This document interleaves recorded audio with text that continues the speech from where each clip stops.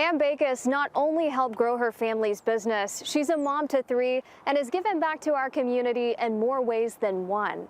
We got all the core values here. To move forward, you have to give back.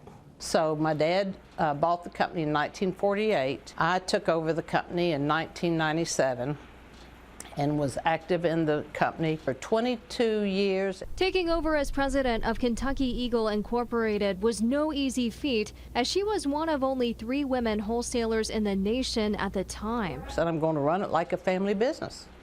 And they said, you can't do that. You've got 160 employees. I said, watch me. And everything, they're down there. But Bacus quickly proved that she was well equipped for the challenge. When I came on, we were exclusive to Anheuser-Busch.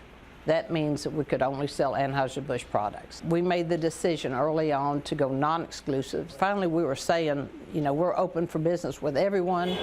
The distributor based in Lexington now sells everything from wine and spirits, beer, to non-alcoholic drinks and more. So we were very blessed to get a lot of big names in the beer industry. But her legacy doesn't end there. One of her biggest passions is the addition of Town Branch Park to Lexington. She currently serves as the chairman of the Town Branch Advisory Board. My next chapter, I wanted to only work on things that I was truly passionate about. That's why I'm working with other folks on Town Branch Park, 10-acre park right behind Rupp Arena. She also left her mark on UK with a charitable contribution of a state-of-the-art building to the University of Kentucky Opera Theater. We found the best use for it. They turned it into the WUKY radio station.